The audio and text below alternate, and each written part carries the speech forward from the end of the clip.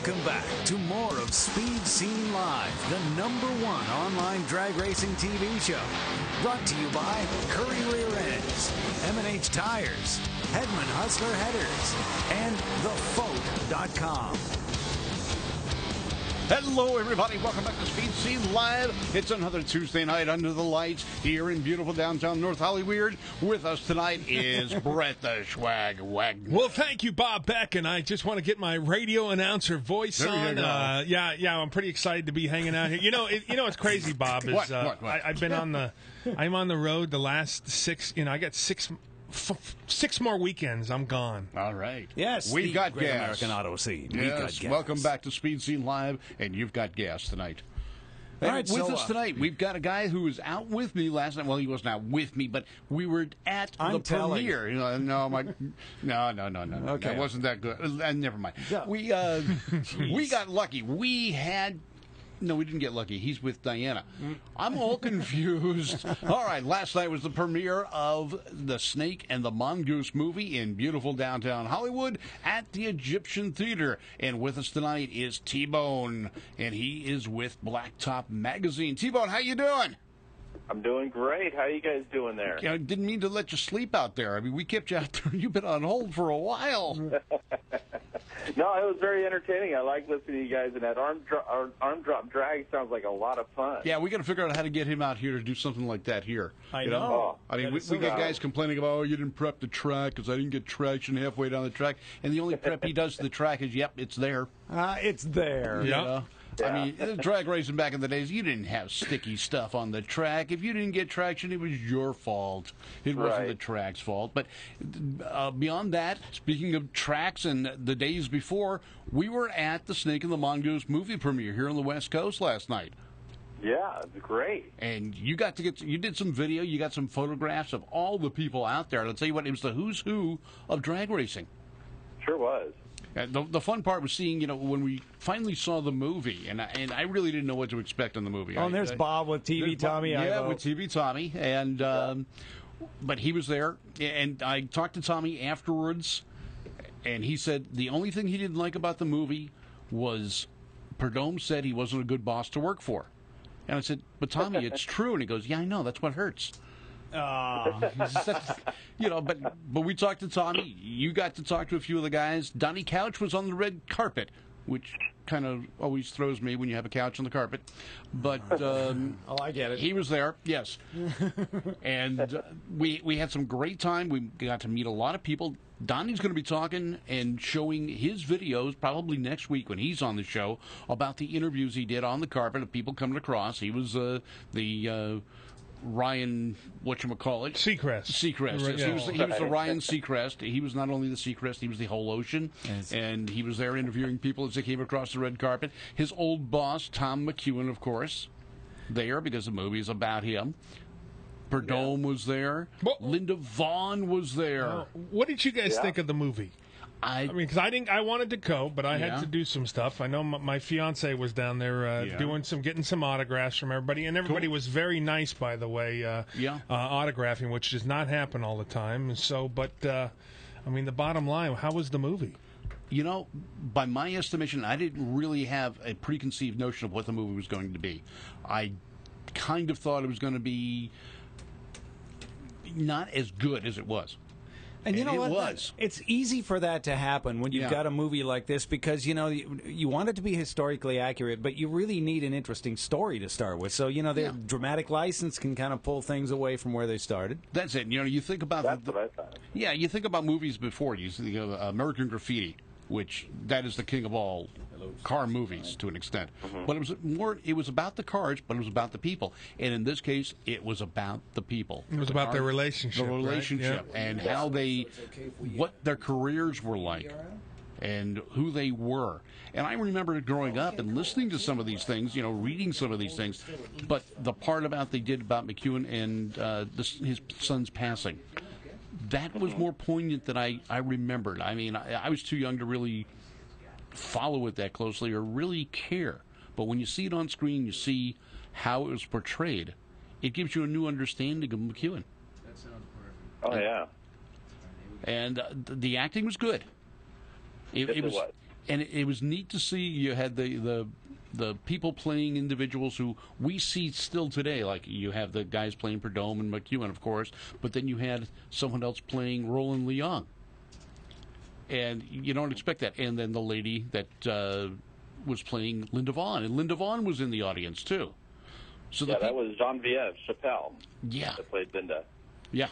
She was neat. You know, the guy that played Dom Perdome is in one of my favorite movies, Cabin in the Woods. Really? Yeah, so that movie came out last year, I think. Yeah. I'm telling you. So they had some, at first I'm looking and I'm asking the girl, I said, who you getting pictures, set up for? And she's like, one of your favorite guys is in this movie. I'm like, who's that? And then she told me, Cabin in the Woods. I'm like, you got to be kidding me. Then I was angry that I couldn't go. Yeah, and then you had Noah Wiley playing Mr. Spears from Mattel. Let's see. And Noah Wiley, ERs he's famous for, and he's also on Falling Skies. You had Fred Dryer there, for God's sake. Yeah, Fred Dryer. Come on. Works for me. And, other than his hair going a little bit gray, what was that TV show he had as the cop? Hunter. Yeah. He doesn't look any different. Yeah, and that was the phrase, works for me. Yeah. Yeah, he did fine. I mean, he was in the movie throughout. The acting was not second rate. The story was not second rate. It was a good, and if you're a car person, a drag racer, this is a movie for you to see. What's your friend's line? What's your name again, sir? I'm sorry. That's T-Bone. T-Bone. Tell me, so T-Bone, the funnest part of the night for you last night? Oh, geez, I don't know. It was just being able to sit there in the theater with everybody that had a part to do with the movie or... just the legends themselves, like Tommy and of course, Snake&Mongoo. That was really incredible to be there. But the movie was a lot better than I thought it would be, too. I thought it was going to be really dramatic and heavily on the characters, but it was, if you're into drag racing, it was a lot of that. There was a lot of good business tips. As I'm here in an entrepreneur class tonight, I'm like, wow, I learned a lot about business watching that movie as well. It was a good movie all around for everybody. And it shows the development of the guys as they grew up and as they got older in racing. You see Don as being the painter with not really that much business sense. And then Lynn, his wife, getting involved and saying, oh, wait a minute, guys, we've missed this. And now there's new things, and you see how she began to manage things for both of them, and did quite well with Don. Don ended up doing quite well in the business. They showed it by him pulling his Ferrari up into the driveway. Yeah.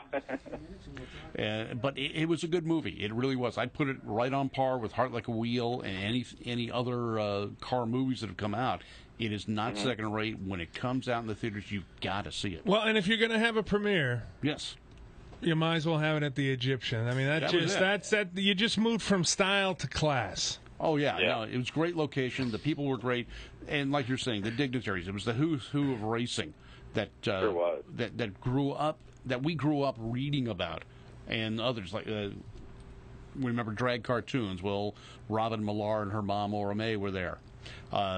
You had Randy Walls, funny car driver, and his big claim to fame is that cover shot he had on Hot Rod magazine with his the flaming his car in flames. He was there. Yeah. And I like the way on the movie they took some of the old original video and shots and put them into the movie.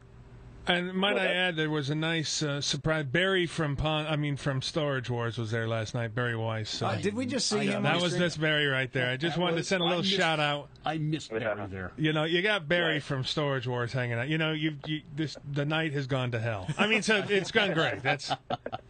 Well, I tell you, talking about the old footage in with the movie, I was talking with Tommy Ivo afterwards, and he said, wow, they really did a good job with that. Because sometimes you add those old footage in with a new movie, and it doesn't work well, but it really worked well, and he really appreciated it. He thought it worked well. Yeah, I think the way they spliced it in was good. I know I talked to a few of the guys. Trevor Larkin was handling the vehicles for the show, and Stormy Bird and Randy Winkle out of Bakersfield were providing some of the dragster scenes. A lot of that ended up on the cutting room floor when they started using the original video. So they no longer had to recreate some of the old shots. They actually had them. And they had a lot of the Wide World of Sports stuff on there. Oh, yeah. And such, which was good. I mean, that gave credence to what they were saying, and it showed the real stuff. Now, from a technical standpoint, we're car guys. We can pick out what's wrong in every car they showed if there was something wrong. But for the most part, the movie was pretty true to the times and the era that it was played. Yep. Man. See, I missed the premiere last night. You and me both, brother. You and me both. I'm going to be following this thing all over the country. Hey, we got a couple posters signed, which we're excited about. The girl got the posters signed by everybody, the whole cast and Snake&Mongoo. So brilliant. So. Man, yeah, I never did. I got the poster, but I didn't get anyone signing it. Well, I got one for sale on eBay. That's what we were saying at the after party. We were saying, okay, now how many of these posters are going to be on eBay tomorrow? There'll be 100 of them. It's just the nature of the business. But in that business, the guys and the celebrities and those guys, especially the young guys that were playing. Snake and Mongoose. Those guys know that's a guy in Iowa that cannot get out here to see the premiere of this, or not going to be able to get a picture. That's his way of getting a picture. So. Yep, the photo we're seeing now is Roland Leong and the actor that played him. Oh, wow. Here's Prudhomme's cars. There's his collection right there. Wow. Now you add to it the McEwen transporter that he owns, right? That's right. And they're going to be at Barrett Jackson. Those things are going up for sale. I think he should give back. He should give back McEwen his car. Yeah. He should give it back. Come on. Yeah. Come on, Snake. They're being sold as a match set. You figure that it's going to be a lot of money. That's going to be a huge. That's going to be a huge payday for somebody. Payday. Yeah, and they're beautifully restored. I've seen them. Now, one of the claims to fame that Tom had is his transporter and his funny car were on the cover of Hot Rod magazine. Don didn't get that. Huh. So at the 65th anniversary Hot Rod magazine car show at Pomona this last year, Don's transporter wasn't on the floor, but it was McEwen's. But Don owns it, so he was there anyway. Could be confusing, but I think we have that all. So we didn't have any. We could have had some fisticuffs last night, but we didn't. No, and that's the interesting part. The good part about it too is these guys over the years they've had their differences, and they showed it on the movie. That's gone. These guys were as mellow as can be. They were talkative. They talked to everybody. They were cordial. There was no pressure. It's nice, and it was really nice. And we talk about someone was asking, about the relationship between Tommy Ivo and them, and I said, well, they all used to travel together, but Tommy was kind of a prankster. And one time he put oil in Don Prudhomme's shampoo bottle. Oh dear.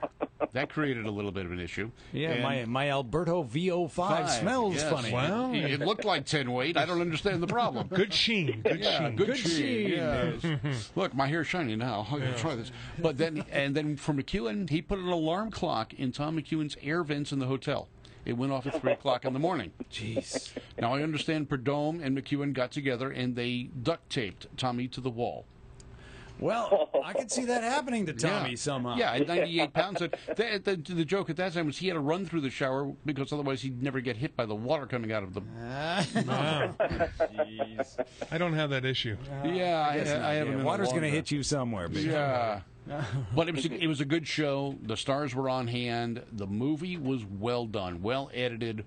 It explained the story. There were no gaps that you couldn't figure out.